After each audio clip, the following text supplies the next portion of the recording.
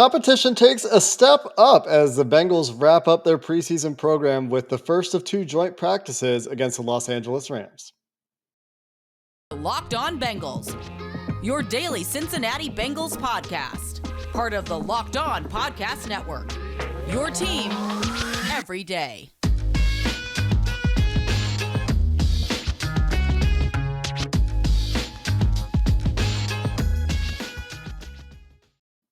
What up, Bengals fans, and welcome to another episode of the Locked On Bengals podcast. I'm your host, Jake Liscow. He's your host, James Rapien. We've got coverage of the Bengals joint practice with the Los Angeles Rams on Wednesday. Jesse Bates back for the Cincinnati Bengals in attendance for practice and doing a little bit of work. We'll get into all of that today. Thanks for listening to the Locked On Bengals podcast, part of the Locked On Podcast Network, covering your team every day, free and available everywhere you get your podcasts and on YouTube. Make sure you subscribe, make sure you follow, make sure you join the First Listen Club with the thousands of Bengals fans that make Locked On Bengals their first listen every day. This episode is brought to you by Brightco Jewelry and Watch Insurance. Brightco brings you comprehensive, fast, and affordable jewelry insurance for as low as $5 a month. We've got a special offer at Brightco.co /locked on. That's bright.co/locked on. James, plenty to talk about with this practice. The offenses for both teams working on separate fields simultaneously. So a lot to keep track of course, and a lot of great matchups out there. Jalen Ramsey getting some reps against Jamar Chase, Aaron Donald in the trenches against the remade Bengals offensive line. At one point, Cordell Volson, spoiler alert, he got all the snaps with the ones today, getting an opportunity against Bobby Wagner, who plays for the Rams, in case you've forgotten, on a blitz in practice. A lot to talk about today. Yeah, a lot. And it was exciting. It felt, because I've covered these practices before. 2016, Mike Zimmer and the Vikings came to town. Got to be honest with you, didn't feel like today felt, which was much different. I think there's a bit of a hype, I guess would be the word, that comes to the defending Super Bowl champs versus the reigning right now AFC champions. And, you know, you're getting a Super Bowl rematch in person and all of those things. And so, yeah, I think that there was an electricity in the air. And the part of it, my biggest takeaway from all of this, and we'll break it all down and get into the minutia and everything. I think both of these teams are going to get a ton out of these next 2 days, because Jalen Ramsey is going to make Jamar Chase better, and Jamar Chase is going to make Jalen Ramsey better. And, you could go on and on how Joe Burrow is going to get so much better by going up against a defense like this, because guess what? There aren't many defenses like this. And Cordell Volson, if he loses a rep or 2 reps here and there, well, he's going to be able to learn from it. So I think that there's a lot of valuable reps that are going to be taking place. And obviously, the starter's not going to play on Saturday night against the Rams. This is their time to get the valuable reps in they need before that week 1 matchup against the Steelers. Absolutely. And it was, as I mentioned, Cordell Volson with the 1. So let's start with the offensive line. La'el Collins back at practice at right tackle, taking many reps at right tackle. Deontay Smith backing up, spelling him a few times with the number 1s. And with Isaiah Prince out, that shouldn't be necessarily a big surprise. But I guess what that tells us is that they see Hakeem Adeniji as maybe the backup left tackle, not as much a swing tackle. He was not the first off the bench at right tackle, getting his work with the second team. But Deontay Smith working in with both, at times, the first and second units. But the bigger news is La'el Collins back. And for the first time, I think we're seeing the likely opening day offensive line in an 11-on-11 drill, and it comes against the Los Angeles Rams. La'el Collins at right tackle, Kappa, Karras, Volson, who got all of the first team reps, as we've mentioned, and Jonah Williams over there. Now, there is a possibility, and we've seen the Bengals do this before, that Volson and Carmen are going to rotate, and Carmen's going to get tomorrow. But James, as you and I were talking before this show, you kind of pointed out that isn't that kind of shooting yourself in the foot a little bit? If you've got a guy who just played your entire preseason game, who just made it through a week of practice, didn't have to miss any time with an injury to his elbow or with COVID, and is maybe even they're the same player, right? Like maybe they're even the same quality of left guard. I'm not saying they are, but even if they are, given the intangibles and what we've heard about Cordell Volson versus what we understand about Jackson Carman, that decision might make itself. And so if they are the same player, you've got one guy who's been more available, one guy who's getting praise from guys like Collins and the coaching staff for doing the right thing, carrying himself the right way. Mhm. Well, wouldn't you just give him every opportunity at this point? And that could be what we see. But I just wanted to throw out the caveat that we have seen in the past them do this all ones for one guy, all ones for the other guy the next day. So Mhm. it's possible we see that, but it doesn't necessarily seem like it's the best decision, I guess, at this point in time. Yeah, especially if it's a full day rotation, right? Where they literally flip flop. Now, if they rotate them during Thursday's practice, would it shock me?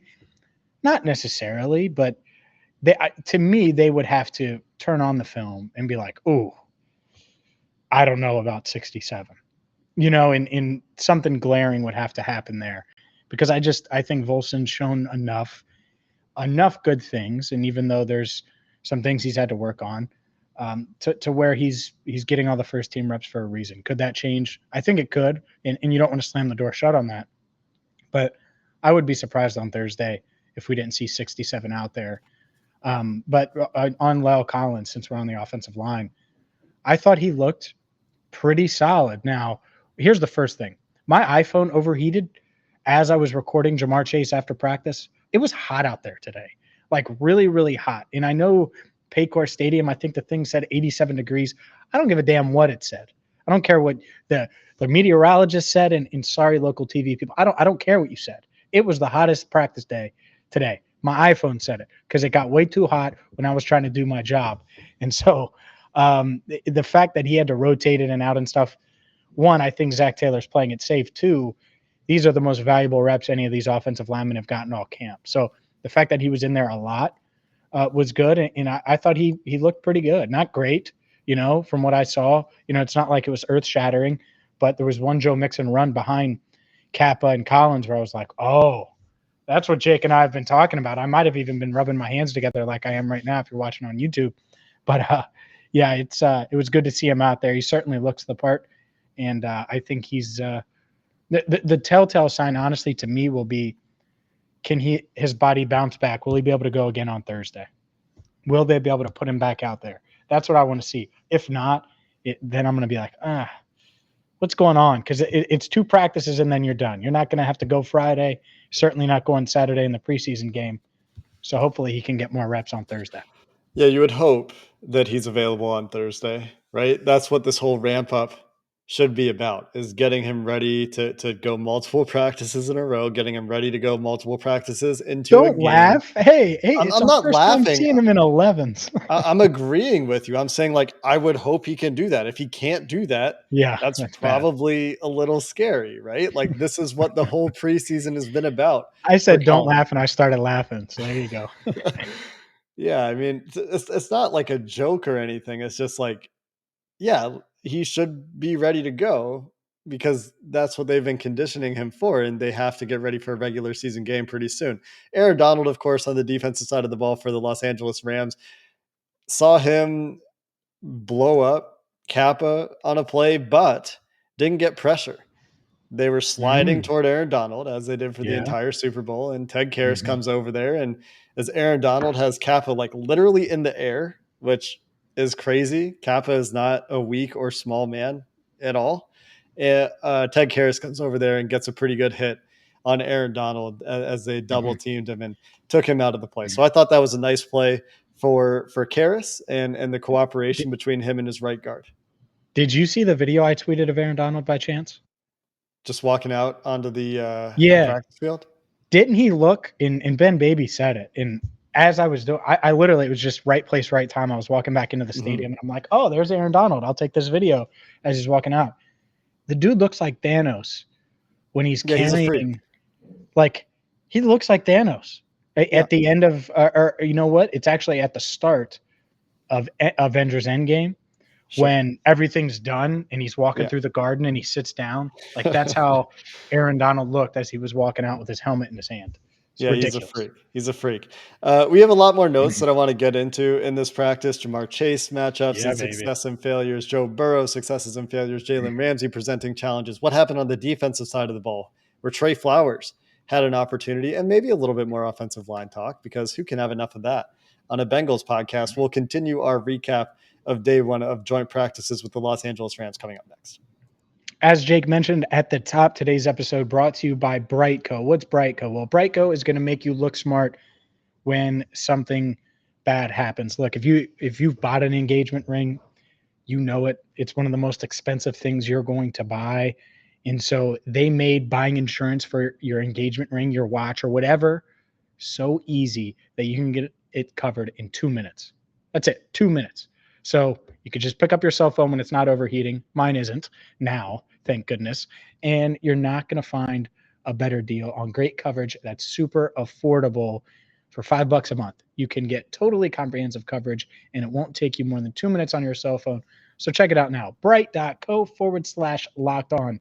Again, that's bright.co/locked on. Got to protect those investments. You wouldn't want your ring blowing off a dock, just like the Bengals are trying to protect their investment of the number one draft pick in Joe Burrow. So before we get off the offensive line, real quick, James, just want to get your overall impression. You spent a lot of time with the offense on Wednesday, which, as our listeners should expect, gotta watch your favorite skill players, right, James? Anyway, done giving you a hard time about that. How did the offensive line generally hold up? I saw one rep where there was some pressure. Like I said, it was a blitz from Bobby Wagner. I would love if the left guard would stop jump setting in pass protection in this offense. It seems to get both Cordell Volson and Jackson Carman into trouble. These little jump sets where they try to get their hands on the opposing defense quickly, just whiffed on Bobby Wagner on a blitz. And Joe Burrow gets the ball out, I think, in time. It was a pretty quick pass. This was a really good play from Jalen Ramsey that the Rams Twitter account has, where Jalen Ramsey gets into a passing lane that he shouldn't be in to break up a pass for Jamar Chase. But the original question is, in general, this is a remade offensive line going against a defensive line that gave the Bengals fits in the Super Bowl. How'd they hold up? I thought they were certainly all right. So two things. One, comparing this line to the Super Bowl line is like peanuts to, Jake's vegetables that he eats every night. All right. It's just two different food groups. That being said, and this is the beauty of it, if they felt like, not that they should ever feel it, and any of these guys, right? Lyle Collins has a lot to prove. Kappa, Karras, they all have a lot to prove still. Jonah Williams. If they felt like we've arrived, well, I think the Rams, there was a reality check there because I thought that they won their fair share. And so that's the part of it where, Burrow, it's good because Burrow was under pressure more than he probably will be in a lot of these games. And yet I think they held up a lot more. Like this offensive line on February 13th, if they were the Bengals offensive line, well, the Bengals win by 10, it changes everything. But that's not the case. So, yeah, the Rams got their fair share of pressure, but I also thought that the Bengals offensive line looked better, and especially considering this is Lyle Collins' first practice. Yeah, and that's what you would really hope for, right? If you're the Bengals and you've made this investment into your offensive line, and it didn't sound like it was a disaster for the offensive line. I think No. that is relatively promising. Anytime you have an Aaron Donald to deal with, things are going to be pretty problematic for you in the trenches, no matter what team you are, no matter what offensive line you are, no matter who you've paid.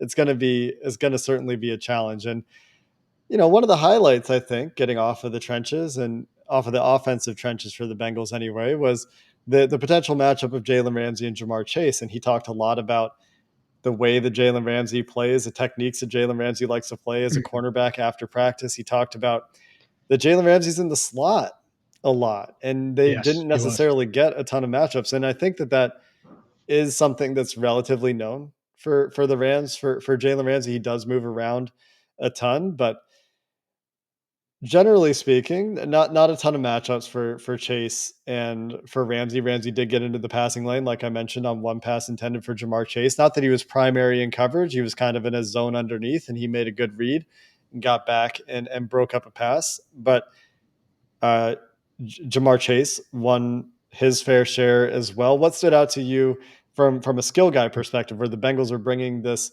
three-headed monster, where it sounds like it was a busy day for Tyler Boyd. It was a big day for Kendrick Pryor with the twos, but let's focus on the ones for the starters. Well, let's start with Jalen Ramsey and Jamar Chase when they were matched up against one another. I thought Jamar Chase won. Wasn't a lot, but I thought Jamar Chase won, including his one-handed grab on the sidelines where it was one-handed tap tap, both feet down. And I wasn't allowed to take video for those wondering. Well, where the hell was the video? I couldn't take it. Wasn't allowed. I was banished. All right. Sean McVay said, hell no, baby, no. You are not going to film my magical offense. We are not allowing that happen. And you cannot film Aaron Donald and Thanos in defense either. Sean McVay told me that. He literally came, said sorry, James. So the fact that happened, I was like, okay, I guess I can't do it. But Jamar Chase, yes, it was a really, really nice one-handed grab. And I was like, man, does he just have Jalen's number? Like, how does this keep happening? And then there was another one in the 2-minute drill where I thought, and it was a double move, I thought that Jalen got beat, and Jamar Chase hit him with the double move. And the thing is, Joe Burrow threw it away because he was under pressure. So he threw it away, which is weird that I'm describing it this way. The Bengals made the field goal. We'll get to that in a second. So they still got the points. But Burrow threw it away before Chase broke out of the double move. And I don't think Ramsey stopped because I think he got beat and then saw the ball and then stopped. So I say I give Chase the edge there. Again, I don't have a replay to go back and look as I wasn't allowed. I wish I could just to make sure that's accurate because it's one of two things. Either Chase beat Ramsey or Ramsey saw the ball come out, realized it was going to go out of bounds and stop. One of the two. I think Chase had Ramsey beat by a couple steps, and then Ramsey stopped. But overall, it's good work. Ramsey, man, he would have sacked Burrow on one play, blitzing off the edge. He had a couple passes defensed on T. Higgins. One could have been a pick six. He dropped it. So Ramsey looked the part today. He's a dog for sure, and he played really well. Very good player. And I do want to correct the pass breakup I'm talking about where he gets back into the passing lane coming off of covering T. Hayden Higgins. Hurst. It was to T. Higgins, not to Jamar in Chase. red zone. Okay. Yeah. So we're talking about the same play because Higgins was like near the back pylon or the front pylon rather, like just in front of that. And Jalen Ramsey reached up and grabbed it. I will say on the sack play, a positive play about Higgins and a positive play about Burrow. Obviously, Ramsey isn't going to sack him. So Burrow stayed in the pocket, stepped up, and he threw a perfect ball to T. Higgins deep downfield for a touchdown. So would it have been a sack in a real game? Yes. But that deep ball still works, and T. Higgins can still run very fast and catch those deep balls. So just a reminder for those wondering. Yeah, and how about Tyler Boyd? I heard you talking a little bit about Tyler Boyd being a reliable safety blanket for Joe Burrow often in practice. Yeah, and I think that had to do with the pressure, right? But it seemed like 83 was being called a decent amount throughout the day. I'm like, oh, he hit Boyd again. Oh, he hit Boyd again. And that won't shock me this year. Teams are not going to want to give up the big play, right? And that's just it. They're going to try to take that away. They're going to try to make the Bengals go underneath and be patient. And so Tyler Boyd, especially if they can get pressure, right? That's the other part. And obviously the Rams can get pressure. And so, yeah, Boyd, I think he had probably five catches in team period. Nothing crazy explosive or anything like that. And then the other play, I forgot about this play. See, it's hard. It's hard to keep them all on track. Chase catches a post, and I think he would have split the safeties. He was on the far side when he caught it away from me. But I think he probably would have split the safeties, and much like a Baltimore Ravens touchdown that he had, took it to the house for 6. They blew the play dead, of course, after he made the catch. They're not tackling. It's just thud, and really receivers aren't even getting that. It's just running backs really that are getting tapped at all. So it was a good day overall. There were some bumps in the road, but I thought Chase looked good. Higgins looked the part. And overall, the offensive line did much better than we saw the last time these two teams faced. Yeah, it sounds like something that is going to be just critical for this team this year is getting that extra half second of protection for those deep balls to guys like T. Higgins, who are going to get open, and Jamar Chase, who are going to have opportunities downfield. And that was exactly what it was in the Super Bowl. Now, you would hope with the guys that they've added, that is the case more often. What I do like to hear is that it was a relatively clean practice, minor bump and minor altercation, maybe not a whole lot of trash talk, according to Mike Hilton and Jamar Chase. We should Well, talk a little bit about the defense, who had a prominent man return to the practice field in a limited capacity, and that's Jesse Bates. We'll talk Jesse Bates' return to wrap up the show coming up next. as you gear up for fall, you need the right people on your team, much like the Bengals need the right people on their team. And, well, if you want your small business to fire on all cylinders, you need to get to LinkedIn Jobs. LinkedIn Jobs is going to make it easier. You can create a free job post in minutes on LinkedIn Jobs to reach your network and beyond to the world's largest professional network of over 810 million people. It's why small businesses rate LinkedIn Jobs #1 in delivering quality hires versus leading competitors. Simple tools like screening questions make it easy to focus on the candidates with just the right skills and experience so you can quickly prioritize who you'd like to interview and hire. LinkedIn Jobs helps you find the candidates you want to talk to faster. Did you know every week nearly 40 million job seekers visit LinkedIn? Post your job for free at linkedin.com/lockedonnfl. That's linkedin.com/lockedonnfl to post your job for free. Terms and conditions apply.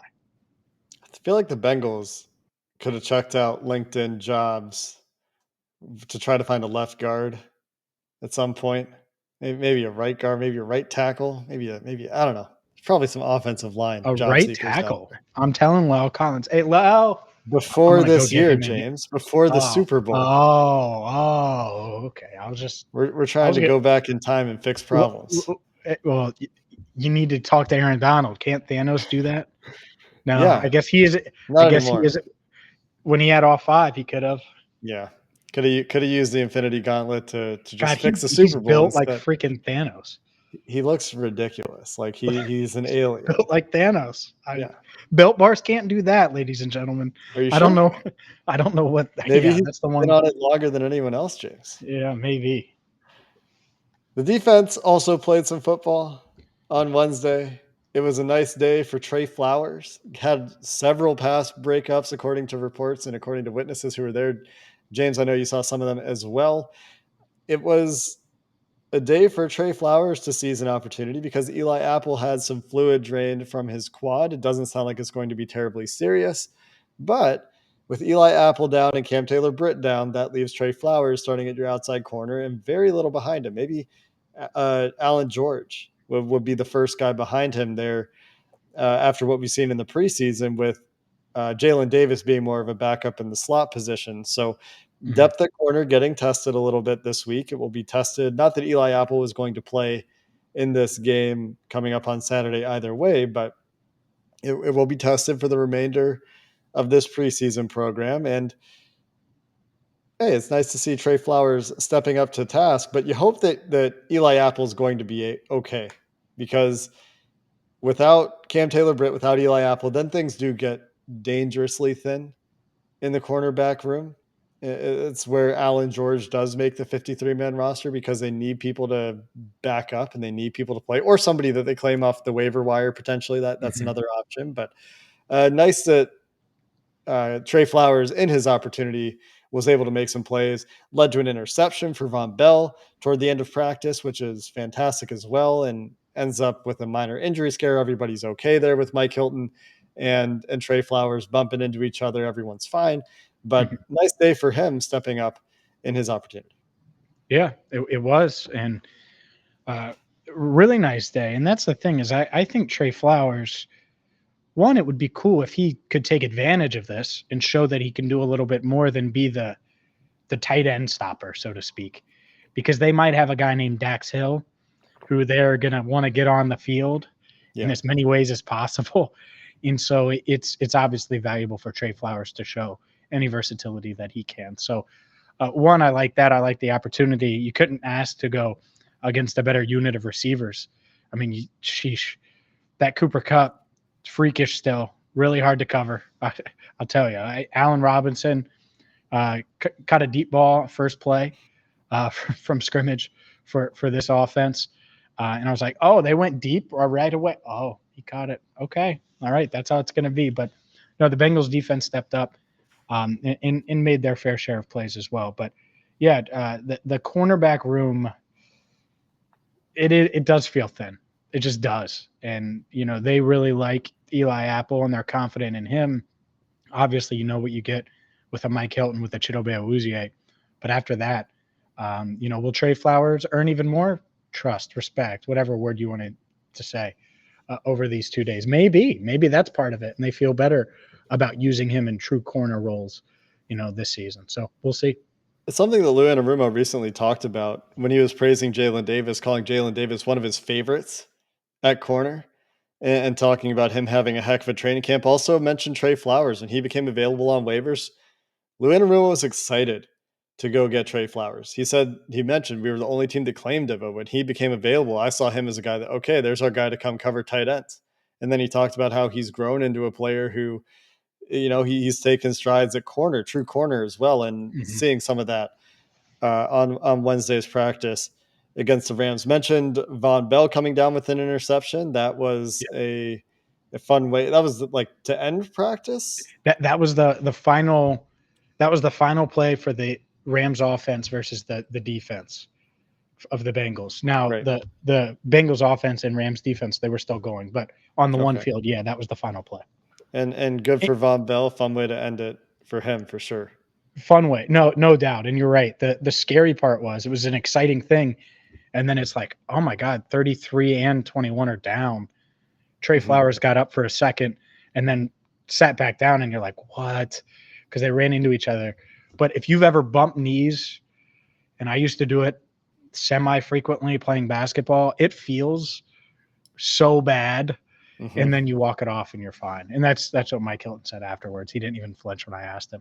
Yeah, that bone-on-bone impact at the knee never feels good. Gotta avoid that whenever possible. The friendly fire, you don't like to see it, but everyone came out okay. There are no major injuries to report that we know of coming out of Wednesday's practice. No major fights to report that we know of coming out of practice. I did see that Aaron Donald apparently lightly bumped Joe Burrow at one point, and there was a very minor, like beyond minor was the way it was described, altercation following that little bump, but nothing major to speak of. I see you're checking a note there. Yeah, well, no, I'm just looking here to see if I have anything else. Injury wise, I don't know how serious it is, but I know there was one thing here. Oh, Desmond Noel, he got dinged up, backup guard, Coleraine native guy who I think is going to make the practice squad. I think that's pretty realistic that they try to keep him around. He's looked pretty good this preseason. He went down, he was limping and started walking around, didn't leave practice. So just something to monitor there. It does look like Mitch Wilcox is making some progress. Wasn't wearing a boot or anything, was working out after dealing with that left ankle issue that he was dealing with. I believe it was his left. I think it was his left one. I'm trying to picture it now. But he was moving around pretty well and went through a workout. So, yeah, some of these guys that would have made the team or potentially made the team, they're either dinged up or working their way back. And so we'll see. We'll try to keep you up to date on them as well. And for Noel, he was going to play or probably play if he's okay a lot. Hopefully he'll play this week. Yeah, hopefully. Yeah, I mean, he's looked good. He has looked good, man. Honestly, he's made the most of his opportunities. I would agree with that. And if Zach Taylor gets his way, the guys that are going to play the most are the guys that either have a minimal role on the team or he doesn't expect to make the team. So we're talking an offensive line of Devin Cochran, Nate Gilliam, who's new to the team, Desmond Noel, and find somebody at center. Hopefully Lamont Gilliard can play. I know he's a little bit dinged up as well. And then, you still need somebody to play right tackle there. So maybe that's Deontay Smith. Maybe it's, maybe it's Hakeem Adeniji. Maybe Isaiah Prince gets healthy, although that looks unlikely at this point. So he's out for the week, essentially, is what Zach said. Okay. Last note we should hit on. Well, I guess we got to talk Jesse Bates a little bit here. Kendrick Pryor had a couple big catches in the end zone with the twos. I think I briefly mentioned that earlier. A big day for him in practice as his promising training camp continues. Including a one-handed, and I got to look up who it was against so I can credit that man for getting mossed by Kendrick Pryor. Hold on, I'm going to find it here. I got the roster right here. Anyways, Kendrick Pryor, one-handed just snag against Daniel Hardy. You can't run from nobody. All right, I got you, Daniel. I found you. Poor Daniel Hardy. Oh, corner of the end zone, Jake. And Kendrick Pryor said, give me he like grabbed it and brought it back. Nice. It was like time froze. Look, man, I don't know what they were doing at Wisconsin, but you look at his Wisconsin numbers. Not throwing the ball, man. You ever watch Wisconsin play football? There's no way. There's no way. And I don't know if Kendrick Pryor is going to make the team. I don't. But there's no way in hell they couldn't have used him more. Yeah. All right. There's no way he couldn't have been valuable in different ways. So, no, he had a really nice one-hand grab, couple tough catches. He would have been my like MVP of the day if I had to give one for the offense, just because he was very consistent and made some big plays. Sound like Jake Browning handed out a few of those passes as well. So good for Browning. Getting some run with Kendrick Pryor there. Last thing that we should hit on quickly, Jesse Bates returned to the Bengals and was an individual participant in practice, said he would be ready for week 1. No doubt in his mind about that, but is not going to participate in the team stuff this week with the Rams. Also, I found this really interesting. He said he had an iPad with him. He said he had all the practice film with him, got to watch all the individual work, got to watch all the team work. So he feels like he's pretty caught up, doesn't feel like he's too far behind, because obviously he's been able to watch the games, but he was also staying up to date on what the Bengals were working on in practice.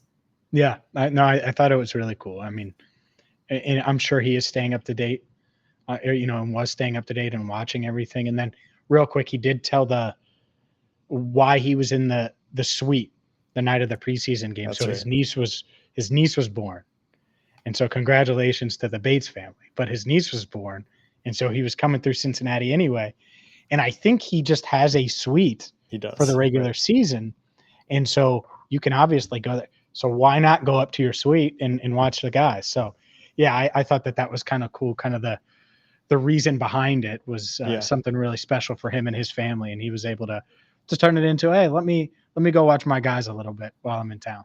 I like that I liked how he talked about it. He's like, I hope I'm never in that suite again. I hope I'm never watching a game from that suite again, because he wants to be back with his team. He talked about coming back because of how special the locker room is.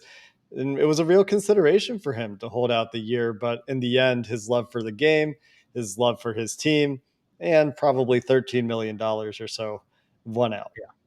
Yeah. And the last thing, to me, the other thing, he wants to be here past this year still.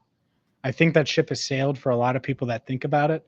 But he said, no, I want to be back. I want to come back. So he hasn't ruled that out in his mind fully. Yeah. Even though it seems unlike, but I'm not going to put it completely to bed unless Von Bell inks an extension. Mm-hmm. If that happens, okay. But anything's possible. Anything is possible. Even if Von Bell signs an extension, there's probably still a very slim chance that it gets done. He talked about recognizing the importance of having a good quarterback. And you can't help but think that he's thinking a little bit about his close friend, Joe Burrow, when he says something like that. That's going to do it for this episode of the Locked On Bengals podcast. More joint practice coverage coming your way tomorrow as the Bengals gear up for their final preseason game. And if you're still listening, you're a diehard listener. So programming update for you that will make sure we get out there on Thursday as well. There won't be an immediate post-game show on Saturday. That'll be coming out on Sunday. This week, we'll stick to our normal schedule from Sundays through Thursday night. So make sure you check out those episodes then, or when you drive to work the next day. That also works great. So until next time, Bengals fans, thanks for listening to the Locked On Bengals podcast. Hoo day, and have a good one.